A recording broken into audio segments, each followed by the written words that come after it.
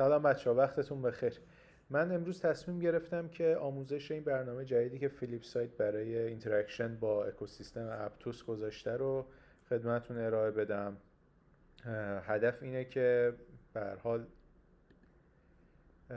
با توجه به همکاری که بین فیلیپ سایت و اپتوس وجود داره، کاربرای جدید جذب شبکه بشن، با پروتکل‌های مختلفش کار بکنن و یه پرایس پول $100,000 هم گذاشته شده توی این برنامه پروگرام جدید فیلیپ سایت که با توجه به شرایطی که توضیح میدم بین کاربرا تقسیم میشه. خب کلیت کار چجوریه؟ شما اولا باید با یه لینک رفرال که اگر دوست داشتی میتونی از لینک من استفاده بکنیم، میذارم، اگر نه هم توی توییتر پای توییتای خود فیلیپ سایت مسلما پیدا میکنین یا توی دیسکوردشون، تصمیم با خودتون. با یه لینک رفرال شما جوین میشین و باید پول انتقال بدین، سرمایه انتقال بدین به شبکه اپتوس. چیزی که پیشنهاد دادن خود اپتوس بریجه که داخل این قسمت هم شما میتونید ببینیم بریج ویت لایر زیرو که اینتراکشن داشتم با این، هم برای کیف پول اپتوستون و هم کیف پول EVM تون. یا اینتراکشن با لایر زیرو هم حساب میشه. به ازای هر $1 که شما بریج میکنید یک امتیاز در روز دریافت میکنید. مثلا من USDC منتقل کردم، کیک منتقل کردم. توی این قسمت گایدش اگر بریم اینجا مشخصه که چه ارزهایی رو شما میتونید منتقل بکنید، یعنی الیجیبل هستند برای دریافت امتیاز، و بر اساس قیمتی که در لحظه انتقال براش ثبت میشه به صورت روزانه امتیاز دریافت میکنه.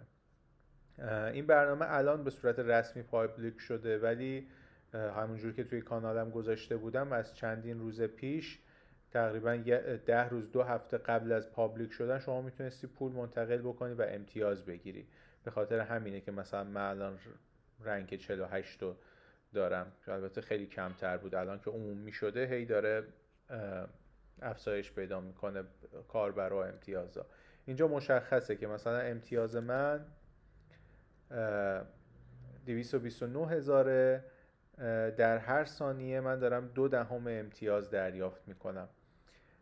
اگر توی لیدربورد نگاه کنید، لیدربورد به چند دسته تقسیم میشه. یکی نفر اوله، یکی دایموند کلاب، پلاتینیوم کلاب، گولد کلاب، سیلور کلاب، همینجوری کاهش پیدا میکنه میره پایین. اینجا مشخصه مثلا نفر 49 داره هر ثانیه 2.5 امتیاز میگیره، من هر ثانیه 0.2. مسلما این خیلی زود میتونه از من عبور بکنه، رتبه بهتری بگیره. من اگه میخوام رتبه‌مو حفظ بکنم باید سرمایه بیشتری انتقال بدم. ولی فقط اینجا بحث سرمایه نیست، چون قراره با پروتکل‌های مختلف کار بکنیم. یک اینسنتیو دیگه گذاشته شده به صورت یک ضریب. اینجا شما میتونید ببینید که فرضاً الان پروژه امنیس و آریس براشون 5 تا تسک گذاشته شده، کوست گذاشته شده. وقتی شما میرین این کوستا رو انجام میدید، با توجه به اینکه چقدر حجم دارین، با چقدر پول دارین کار میکنید. مثلا امنیس فایننس یه پروژه لیکوید استیکینگه. شما اگر یه دونه اپتوس بذارین استیک بکنید و توکن لیکویدش رو بگیرین، شرایط فرق میکنه با اون کسی که 100 تا گذاشته، 200 تا گذاشته. یا این قسمت آریس هم سواب داره، هم وثیقه میتونین بذارین، هم بارو میتونین بکنین. و اگر این حرکات رو، این اعمال رو در واقع با میزان حجم بالاتری انجام بدید، شانس بهتری دارید برای گرفتن یک مولتیپلایر یا ضریب بهتر. یه بخشش به خاطر همون رتبتونه، یه بخشش به خاطر میزان حجم و جدیت کاری که انجام میدید، و یه بخشش هم شانسه. و گفتن که ما قواعد رو کاملا مشخص نمی کنیم که مثلا افراد نیان گیم ده سیستم بکنن، در واقع بازی بدن و بخوان از این طریق امتیاز بیشتر بگیرن.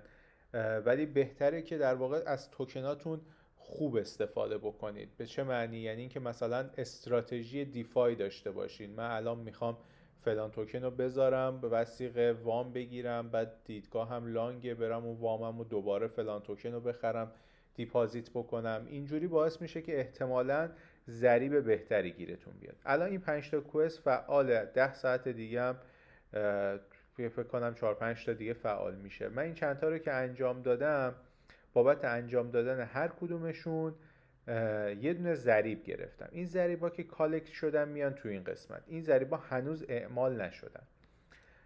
بعد از بین این ضریب ها شما این قسمت یه دکمه ببینید نوشته درا مولتیپلایر، یکی رو میزنی و به صورت شانسی یکی از اینا رو انتخاب میکنه که حالا شانس زیبای من کمترینش رو انتخاب کرد. تا 24 ساعت امتیازهای من با ضریب 1.12 داره حساب میشه. اگر مثلا 2 باشه مسلما خیلی کمک میکنه که من رتبم افزایش پیدا بکنه، مخصوصا اگه پول خوبی هم داشته باشم. حالا نکته چیه؟ مثلا شما کوستا باز میشه، اینو انجام میدی، اینو انجام میدی، اینو انجام میدی، حداقل 3 تا باید کالکت کنی که از بینشون برداره. این 3 تا شده 1.99 1.69 1.67. میگی که اوکی به ریسکش نمیارزه من اون 2 تای دیگر رو انجام بدم. این ضریبایی که اینجا دارم خوبه، ممکنه 2 تای دیگه مثل اتفاقی که برای من افتاد ضریب پایینتری داشته باشه و چون شانسی از بین اینا انتخاب میشه من ضرر بکنم. پس بین همون اینها یه دونه چیز انجام میدم، درا انجام میدم که این فرایند تکمیل بشه. یعنی باید استراتژی برای ضریب هاتون هم داشته باشین.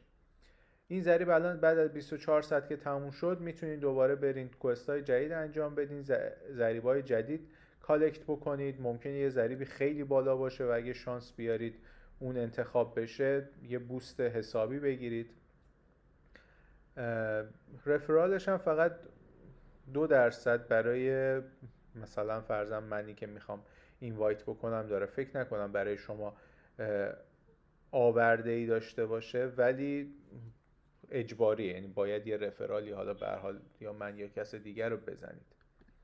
بعد این $100,000 چجوری تقسیم میشه؟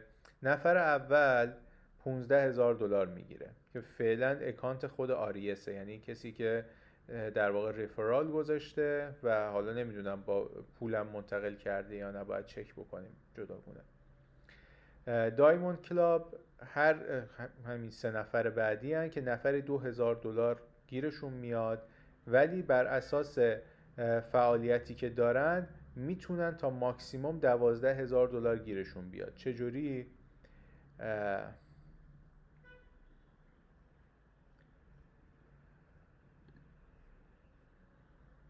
آره خب غیر از این که شما یه مینیموم دارید توی هر کدوم از این کلاب ها اعضاش برنده میشن، یه دونه لاتری هم داری، یعنی یه قرعه کشیه که بین افرادی که توی اون کلاب هستن برگزار میشه. مثلا کلاب پلاتینیوم 10 نفر در واقع 4م تا نفر 13 هستن، هر کدومشون $1,000 میگیرن. از بین اینها 2 تا هم قرعه کشی میشه که هر کدوم $5,000 میگیرن. پس کسایی که توی دایموند کلاب هستن حداقل $2,000 گیرشون میاد، ولی توی لاتری هم میتونن برنده بشن و $10,000 دیگه گیرشون بیاد. همین برای ببخشید این برای پلاتینیوم اینه، $1,000 گیرشون میاد، میتونن $5,000 هم گیرشون بیاد اضافه. مثلا توی کلاب گلد رو اگر نگاه بکنین کلا 20 نفر هستن. اگر شما توی این کلاب تموم کنین کارتون رو $750 حتما گیرتون میاد و شانس اینو هم دارین که از بین این 20 نفر 3 نفر انتخاب بشن. اگه شما جزوشون باشین $2,500 گیرتون میاد. برای بریج کردن هم از چیز استفاده کنید، از همین بریج لایر 0 استفاده بکنید. این قسم حالا هر توکنی که میخواین انتقال بدین دیگه خیلی سریع و با اسلیپیج پایین هم انتقال پیدا میکنه، مشکلی نداره. هر چقدر بیشتر انتقال بدین بهتر. با توجه به اینکه حالا در آینده هم قراره برای اپتوس یه سری استراتژی داشته باشیم، میتونید به هر حال اگر پولی دارین یه استراتژی پوزیشن برای ایردراپ های این شبکه هم بگیرین. کلا این پروگرام برای آشنایی با شبکه اپتوس فوق العاده است بهتون کمک میکنه که آماده بشین کم کم. غیر از این یه قسمت دیگه هم داره فلیپ ساید، اینم بهتون بگم خیلی مهمه. ببینید توی این قسمت چیز که میرین توی فلیپ ساید که یه اکانت بسازید، شما میتونید تو قسمت کوستس، آره این قسمت do fun stuff on chain to earn، برای شبکه‌های مختلفی که در واقع پارتنرهای فلیپ ساید هستن یه سری کوست آن چین طراحی میشه مثل همون هانتای سابق که حالا ریوارد داره. ریواردش خیلی وقتا ممکنه به همون اندازه خرجی باشه که شما میکنین، کمتر بیشتر، ولی محدودیت داره. مثلا الان کوست های آوالانچ تازگی لانچ شده بود، بذاریم ببینم مشخص میکنه. مثلا من خودم کوستا رو انجام ندادم، ولی برای کسایی که میخوان در واقع برای ایردراپ شبکه یا پروژه خاص فعال باشن خیلی خوبه.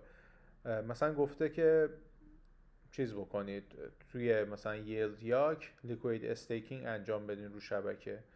5 تا استپ داره، شما اگر این کار رو انجام بدید اینجوری میبینید که راهنما هم داره کاملا چی کار انجام بدید و ریواردتون رو میگیرید.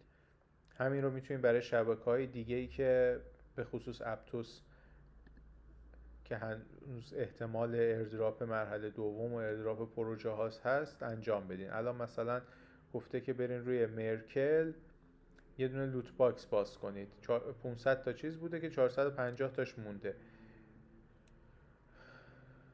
اینو راحت میتونین انجام بدین و بگیرین. این یکی میگه که روی سایت اکلان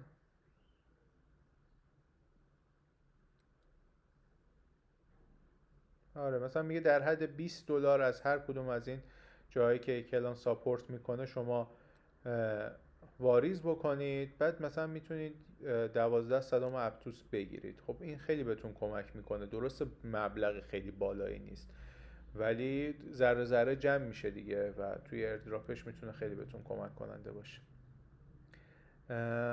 فکر نکنم نکته دیگه ای باشه. من این لینک گریل رو واسهتون میذارم، امیدوارم که براتون مفید باشه و بتونین رتبه خوب بیارین و سود خوبی هم بگیرین.